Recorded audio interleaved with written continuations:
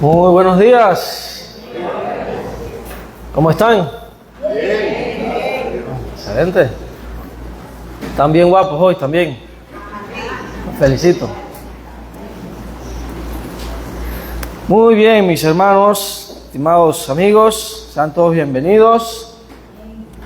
Vamos a retomar nuestro estudio de 1 Timoteo 3 y Tito, es decir, de las cualificaciones de los ancianos. El año pasado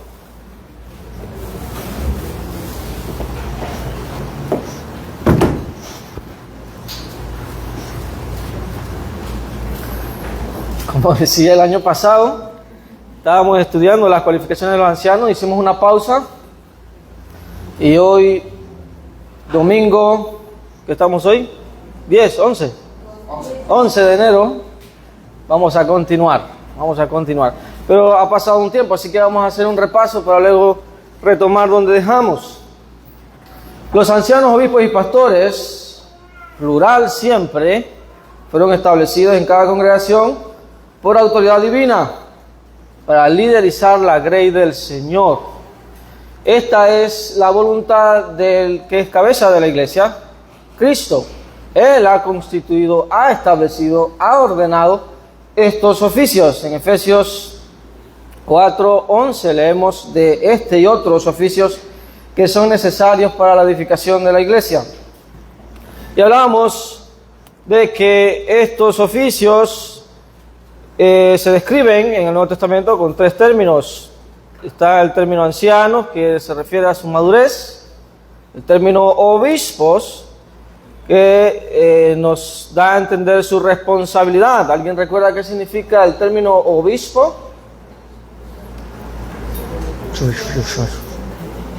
Ajá. ¿Alguien, por favor? Supervisor o supervisar, correcto. Muy bien, alguien que supervisa. Eso es lo que quiere decir el término en el original. También pastores, que hacen referencia a su trabajo, ¿no? Su trabajo de cuidar a las ovejas, de velar por el bienestar de ellas, de apacentarlas. ¿Alguien recuerda qué significa apacentar? A ver, revisen sus apuntes. ¿Alguien, por favor? ¿Cómo? Cuidar, sí, cuidar. Decíamos que el término es pastorear, ¿no? Involucra literalmente dar pasto.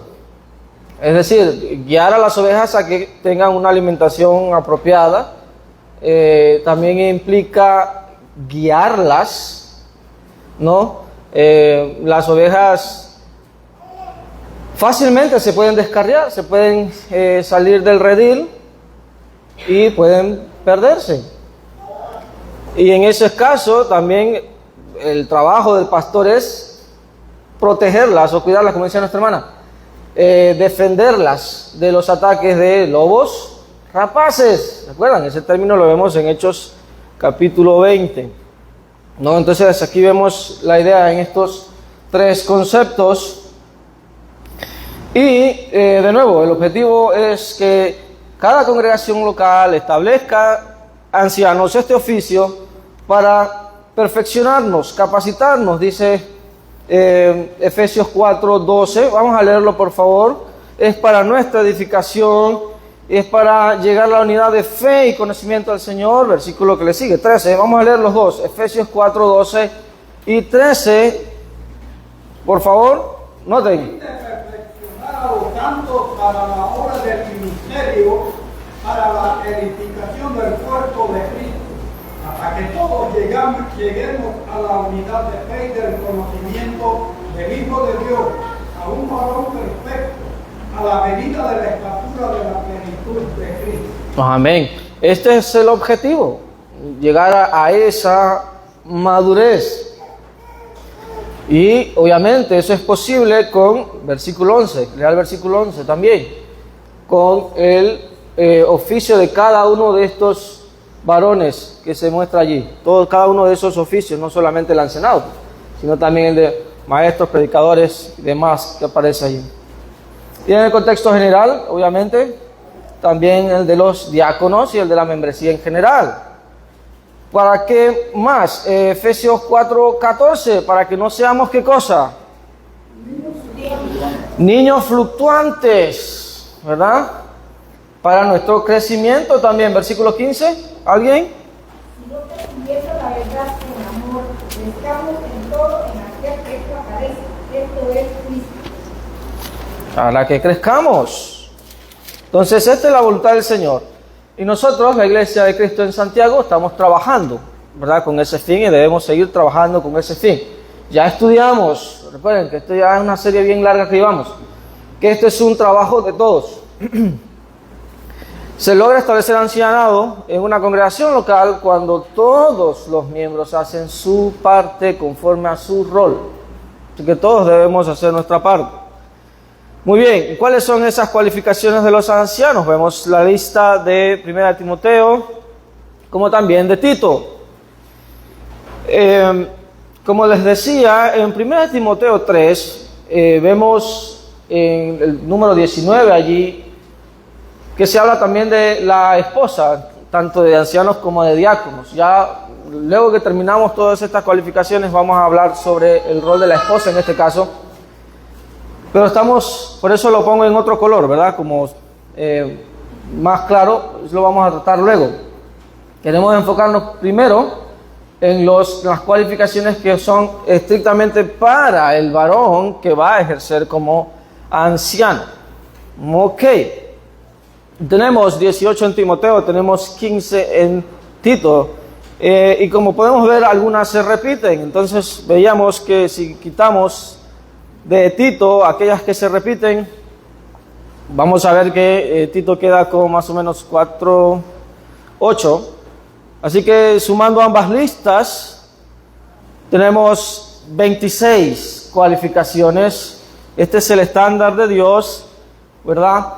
Que todo varón que vaya a ejercer como anciano debe cumplirlas, obviamente, activamente.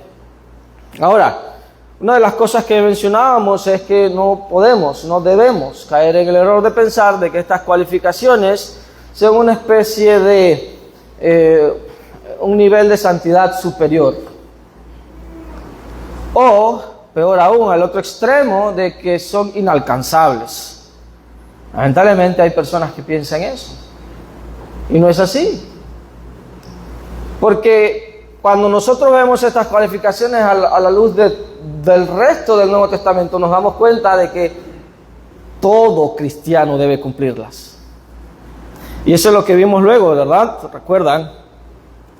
Anhelar, desear, servir, ser irreprensibles, marido de una sola mujer, sobrio, prudente, decoroso, hospedador, apto para enseñar, no dado al vino, no pendenciero, no codicioso de ganancias deshonestas, amable, apacible, no avaro, gobernar bien su casa, hijos en sujeción, con toda honestidad, no un neófito, de nuevo el énfasis de crecer, buen testimonio de los de afuera, hijos creyentes, no acusado de disolución y rebeldía, no soberbio, no iracundo, amante de lo bueno, justo, santo, dueño de sí mismo, retenedor de la palabra fiel. Todos esos versículos que aparecen en un lado aplica para todo cristiano. Todo cristiano. Entonces, no es un nivel superior de santidad aquellos que aquellos que ejercen el ancianado, no es así. Pero evidentemente deben cumplir con esas cualificaciones para ejercer como ancianos. Entonces, todo cristiano debe cumplir también estas cualificaciones, obviamente en su respectivo rol, en su respectivo género, ¿no? Dábamos como ejemplo el hecho de, por ejemplo, la cualificación número 3 en esta lista, marido de una sola mujer. La mujer, ¿cómo puede ser marido de una sola mujer? No puede, porque es mujer. Pero ¿debe ser la mujer de un solo hombre? Por supuesto. De hecho, más adelante vamos a ver un ejemplo específico de eso. Que la mujer obviamente debe ser una mujer de un solo hombre. Entonces, aplica también para la mujer en este caso. Gobernar bien su casa.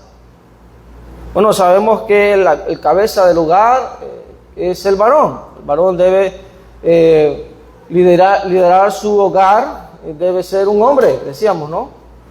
Debe tener sus pantalones bien puestos, su correa bien puesta, y ser un varón, no ser mujer, ser varón. Y obviamente este rol lo debe ejercer con amor y con la verdad de Dios por delante, ¿verdad? Efesios capítulo 5 nos muestra esa imagen ideal del esposo, aquel que ama a su esposa, cuida de ella como Jesús ama y cuida de su iglesia. Entonces ese es el estándar, ¿no?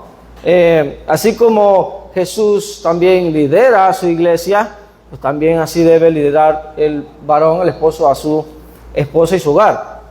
¿Cómo aplica eso a la mujer? Bueno, la mujer también tiene ciertos roles en el hogar, en los que debe participar, sobre todo en el área doméstica, y con respecto a los niños. Entonces, de esa manera, hay un sentido en el que ella gobierna sobre su hogar, ¿verdad? Pero bueno, más de eso también en las reuniones de mujeres programadas se va a estudiar más detalle. Pero igual, al final, todas estas cualificaciones vemos, por ejemplo, buen testimonio de los de afuera. ¿Qué piensan nuestros vecinos de nosotros? ¿Qué deberían ver las personas de los cristianos? A Cristo, ¿no? Por eso se hacen llamar cristianos. Entonces, obviamente, no debemos ser no pendencieros, justos, santos, no iracundos, no soberbios, amables, apacibles, etcétera, etcétera. Entonces, también es importante comprender que las cualificaciones son indicadores de fidelidad. De eso se trata, de fidelidad. No son grados avanzados, ni mucho menos absolutos de espiritualidad. Quiero que se imaginen por un momento a un varón que cumple con todas estas cualificaciones. ¿Podemos decir que este es un hombre maduro en la fe? Totalmente, totalmente. Pero digamos que ese es el tope. ¿Será que ese es el tope? ¿Ya no puede crecer más de allí espiritualmente? ¿Es así? Entonces ese es el punto. No hay topes, no hay límites. En esta vida no dejamos de crecer espiritualmente. No deberíamos dejar de crecer espiritualmente. Cada año que pasa, los cristianos deben ser mejores que el año pasado. ¿Amén? Ok. Algunos no están convencidos. Pero debe ser así. Debemos ser mejores. Cada día, cada semana, cada mes, cada año. Muy bien. Entonces, decíamos, las cualificaciones no buscan responder preguntas como qué tan no neófito es este varón, cuán sobrio es este varón, cuán santo es, como si nosotros tuviéramos un tipo de regla o un instrumento, ¿verdad?, que va a medir eso. No se trata de eso. No se trata de eso. O por ejemplo, es perfectamente sobrio, gobierna absolutamente su hogar, sus hijos nunca se rebelan, pero en ningún momento, en ningún segundo de la historia, no, ya estamos cayendo en absolutos. ¿Sí? Por el primer lugar estamos cayendo en porcentajes, a buscar medir porcentajes, y por otro lado caemos en buscar absolutos. De nuevo, no se trata de eso, se trata de fidelidad. Es más bien preguntarse, ¿es neófito? ¿Sí o no? ¿Es sobrio? ¿Sí o no? ¿Es santo? ¿Sí o no? ¿Gobierna bien su casa? ¿Sí o no? ¿Es sobrio? ¿Es prudente? Etcétera, etcétera, ¿verdad? Entonces, las cualificaciones no son una lista también exhaustiva de lo que los líderes de la iglesia deben ser. Hay muchas otras cosas más que, de nuevo, no solo los ancianos, todos los cristianos deben cumplir y no están aquí. Entonces, no es una lista exhaustiva. El punto es que son indicadores de fidelidad. Fidelidad. Si pudiéramos resumir en una oración quiénes pueden y deben ejercer en el ancianado, pues deben ser varones fieles. Varones fieles. Si podríamos resumirlo en una frase, sería así. Muy bien. Otro resumen aquí. ¿verdad? Estos términos ancianos, obispos y pastores se usan para referirse al mismo oficio, son intercambiables. Ya sabemos cada uno que hace referencia. Las cualificaciones aplican para todos, en principio, directa o indirectamente. Los ancianos no son hombres perfectos de la manera absoluta. Y las cualificaciones son indicadores de fidelidad, no grados avanzados ni absolutos de espiritualidad. ¿Estamos bien hasta ahí? Amén. Ok.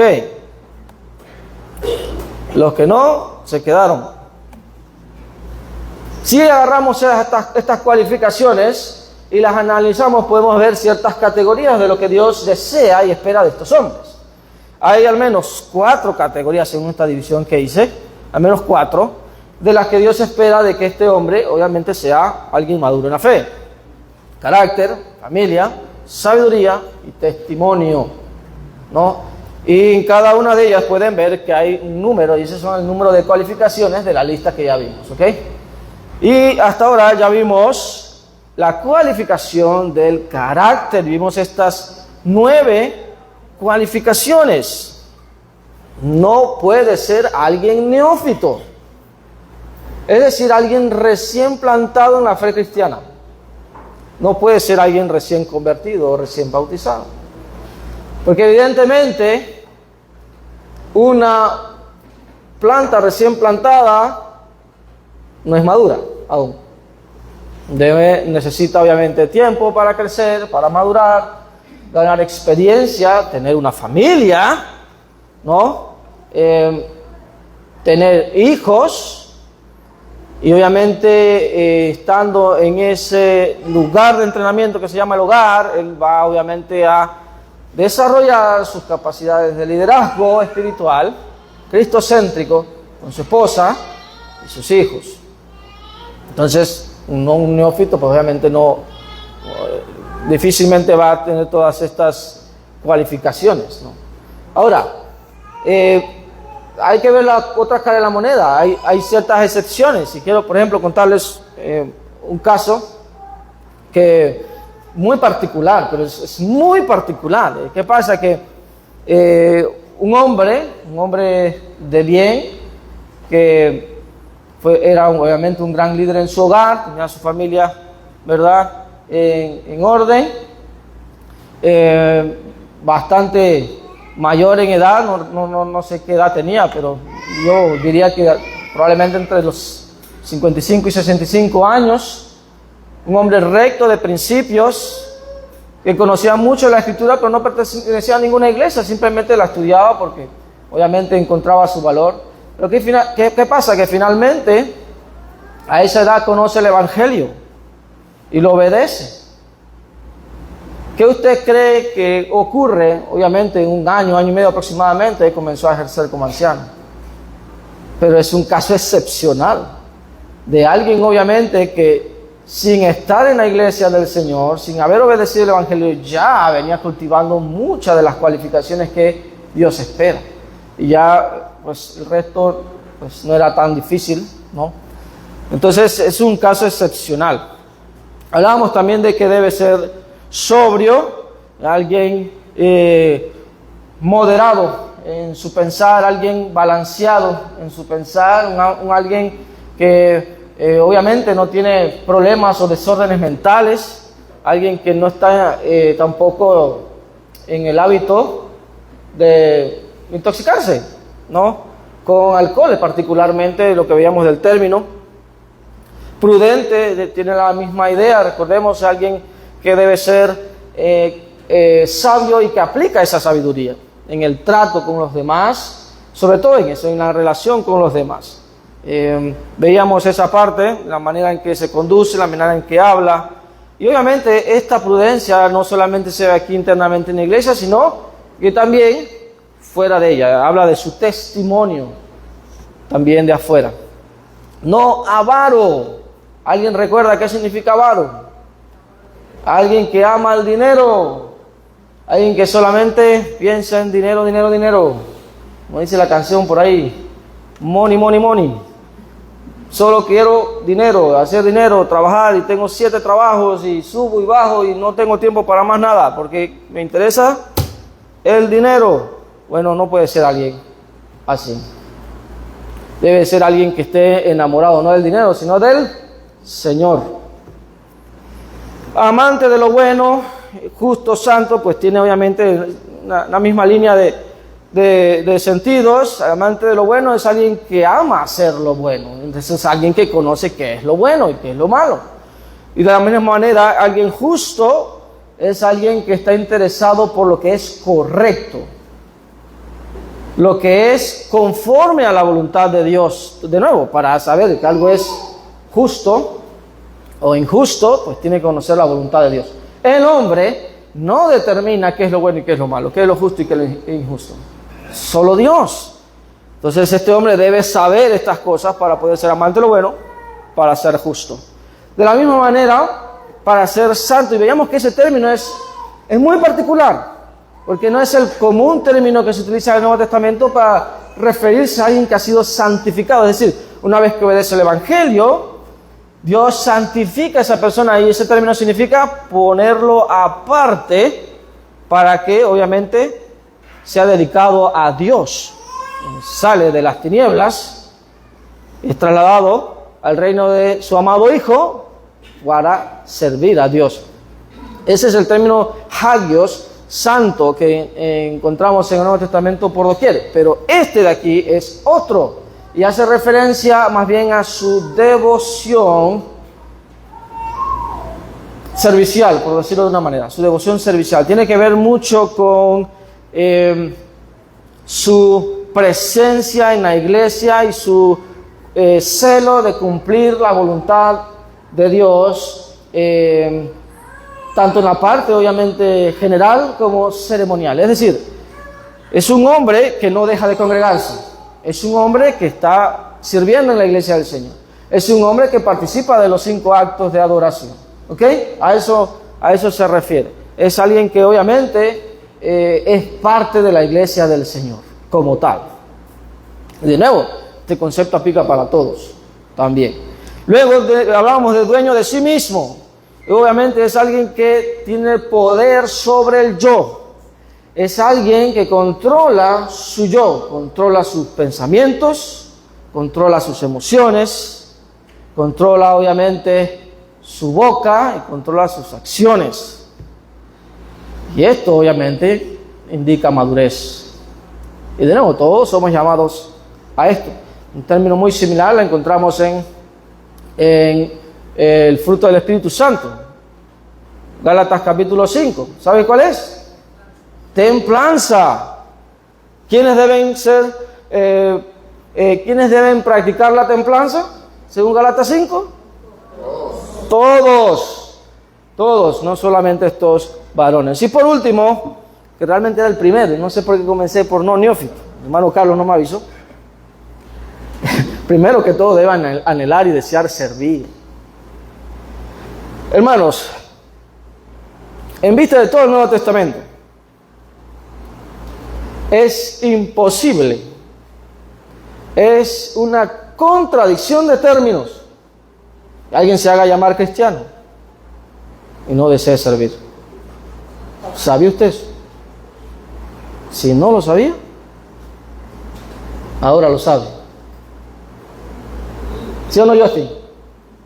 Justin lo tiene claro. Una pequeña muestra. No hemos llegado allá, pero ya llegaremos allá. Juan capítulo 13. ¿Qué hizo el creador del universo? Tomó una toalla, ¿correcto? Tomó un lebrillo, tomó agua e hizo la labor más baja de aquellos días: lavar los pies a los 12. ¿Adivina quién también le lavó los pies? Al traidor, a Judas, sabiendo que lo iba a traicionar. Marcos 10:45, porque el Hijo del Hombre no vino para ser servido, sino para servir y para dar su vida en rescate de muchos. Hermanos, ese es nuestro Rey, nuestro Redentor y Salvador, y a Él debemos imitar. Si Él vino a servir aquí, entonces los cristianos no debemos servir. Ya ven, no se sigue lógicamente eso. Simplemente no es una conclusión válida. Los cristianos deben ser servidores. Punto.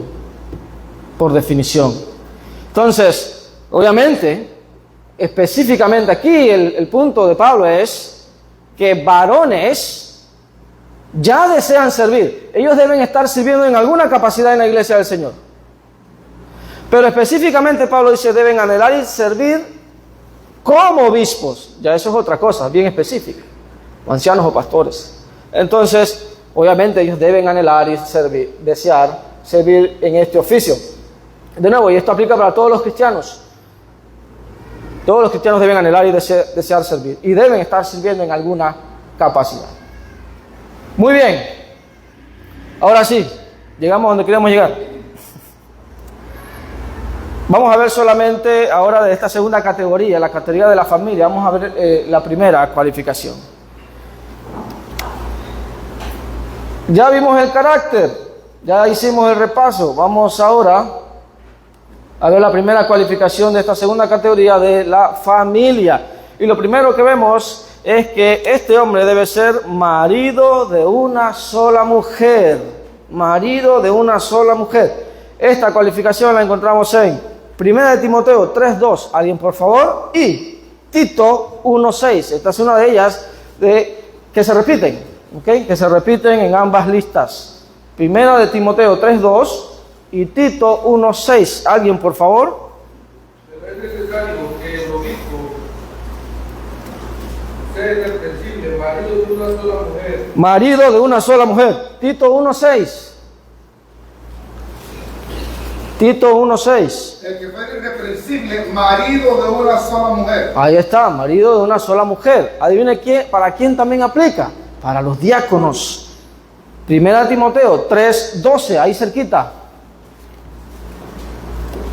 3:12. Los diáconos sean maridos de una sola mujer. Los diáconos, esos servidores, esos que van a asistir al ancianado, deben ser maridos de una sola mujer. Ok, pero adivine para quién también aplica. 1 Timoteo 5:9, que dice, a ver. Sea puesta en la lista solo la viuda de un menor de 60 años que haya sido esposa de un solo marido. Ah, es la misma terminología en el griego, solo cambian unas cositas. Pero las viudas, en verdad, como las define Pablo en todo ese capítulo, gran parte de ese capítulo, deben ser, entre muchas cosas, haber sido mujeres de un varón. ¿Pero qué significa eso? Es lo mismo, solo cambia, obviamente, uno para hombre y el otro para mujer, pero es lo mismo. ¿Qué significa esto? Entonces, esas viudas que cumplían con ese y las demás, los demás requisitos que el apóstol habla, pues podían y debían ser sostenidas por la iglesia. Obviamente, ya en el contexto indica que también tenían algún rol, algún servicio en la iglesia, tenían algún voto de servicio en la iglesia, ¿no? Era recíproco. Ahora, entonces, la pregunta aquí es, ¿qué significa esto? ¿Qué significa ser hombre de una mujer? Literalmente, en el texto original, es lo que quiere decir. Marido de una sola mujer. Es hombre de una mujer. ¿Qué significa eso? ¿Alguien me puede decir? ¿Alguien quiere comentar? Un hombre que respeta el mandamiento del matrimonio, de Dios. Muy bien, alguien que honra el matrimonio, que de hecho es un mandamiento. Honrosos sean todos ¿verdad? Un matrimonio. Muy bien. Muy bien. Entonces, los ancianos, también como los diáconos, vemos en estos pasajes, y las viudas, en verdad, deben ser literalmente personas de un cónyuge, ¿verdad? Por lo tanto, esto, para empezar, excluye a ciertas personas. Excluye, por ejemplo, a los solteros. Los solteros no pueden fungir como ancianos. También excluye a los polígamos. Es decir, volviendo al tema de los hombres, no pueden ser hombres que tengan varias mujeres. La poligamia no es, obviamente, tolerada en el Nuevo Testamento.